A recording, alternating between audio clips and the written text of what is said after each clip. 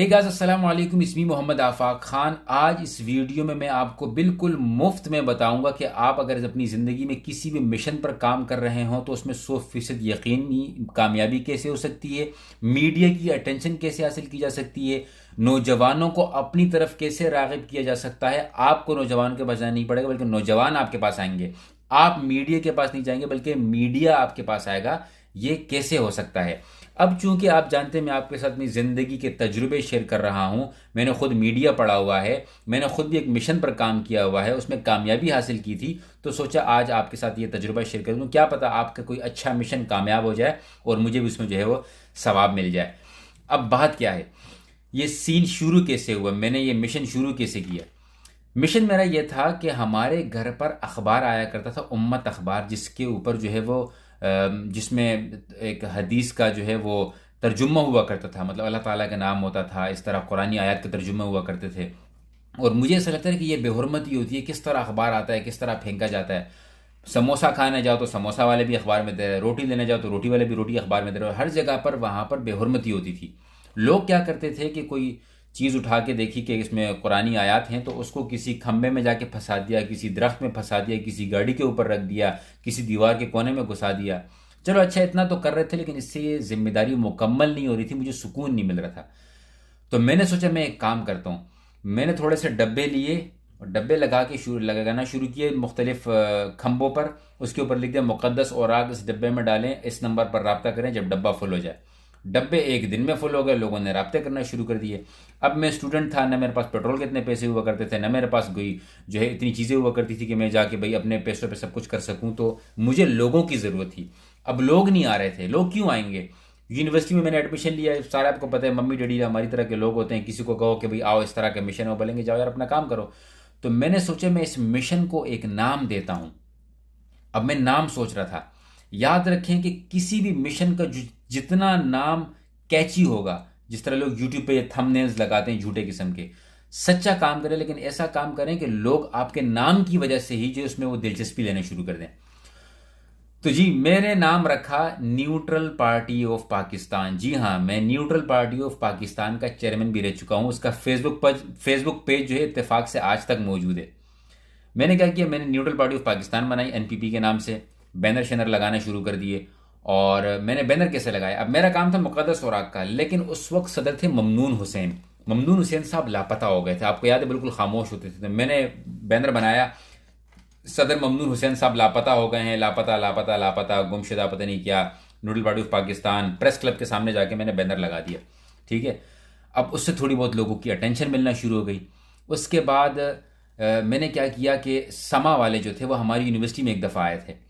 तो उन्होंने जिन बच्चों से पूछते हैं आप क्या कर रहे हैं, मुझे आप क्या, मैंने कहा मैं न्यूट्रल पार्टी ऑफ पाकिस्तान का चेयरमैन हूँ। अपने कार्ड मैंने छपाए हुए थे सदर से, मेरे ख्याल में 500 रुपये के 1000 कार्ड छपाए थे, कार्ड पकड़ा दिए के।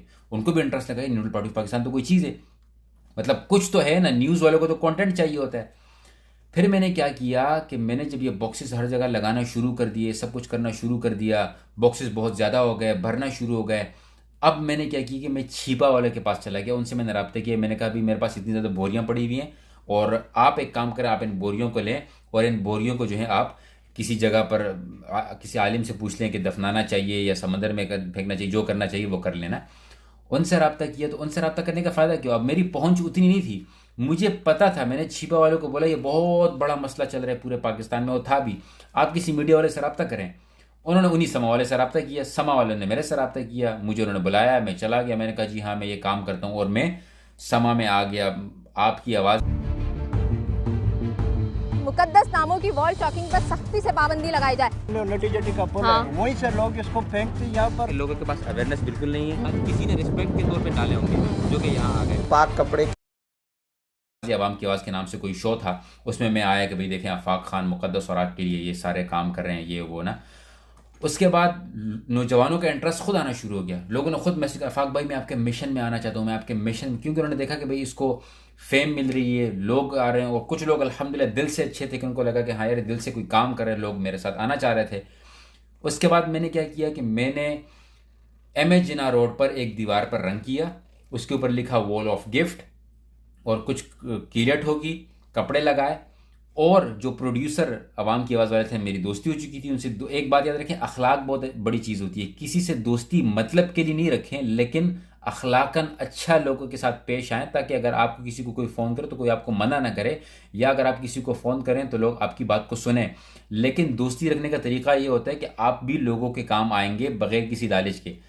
तो मैंने वो प्रोड्यूसर थे सलमान लतीफ़, मैंने उनको फ़ोन किया। मैंने कहा सलमान भाई इधर एक वॉल ऑफ गिफ्ट बनाया हुआ है। बोलता हाँ भाई रश है। मैंने कहा ऐसा वैसा रश है? रश क्या था, मेरे कज़न थे, वो आ गए भाई, फिर इंटरव्यू लिया। मेरे कज़न वज़न भी सारे जो है ना वो उसमें आवाम की आवाज़ वाले शो में आ गए, सारे खुश हो गए भाई। समा का माइक लगा हुआ है, तस्वीरें खींच रहे हैं। उस ज़माने में लोग इस तरह खुश हुआ करते थे, वो सारे खुश हो गए। आप यकीन करें कि मैं अपने कज़न्स को बोलता रहा कि भाई आज आओ हम लोग डोनेशन जमा करने जाएंगे। उनको वो डब्बे पकड़ाता, हाथ में सिग्नल पर खड़े करता। कोई बोलता चलो निकलो यहाँ से, क्या तुम लोग डोनेशन मांग रहे हो? वो मुझे आके बोलते भाई यार मुझे भिखारी समझ रहे, उसको बता मेरे पास जो है नहीं 125 है, मुझे भिखारी समझ रहे। मैंने कहा कोई बात नहीं, कोई बात नहीं। इस तरह के मिशन में इस तरह की चीज़ें होती हैं। फिर मैं जाता, मतलब मैं तो तजुर्बेकार था ना, मैं जाता भाई जी, मुझे भी कभी कभी गालियाँ पड़ जाती। और इस तरह से यूनिवर्सिटी में भी लोगों को लग गया कि हाँ भाई यार ये एक्टिव लड़का है और इस तरह के काम करें। मैंने तो अपनी यूनिवर्सिटी के ख़िलाफ़ भी वीडियो बनाई थी कि इन्होंने मुक़द्दस औराक के अखबार में लपेट कर कुर्सियाँ क्यों मंगवाई हैं। हालांकि उनकी गलती भी नहीं थी, लेकिन इतनी रिसर्च नहीं करता रहा उस वक्त। बस मैंने वीडियो बना ली कि यूनिवर्सिटी को इस चीज़ को देखना चाहिए। तो इस चीज़ से ये हो कि मिशन अल्हम्दुलिल्लाह इतना आगे बढ़ गया कि मैं उसको नहीं संभाल सका, और ये मुकम्मल काम जो है वो छिपा को दे दिया, आइडिया दे दिया।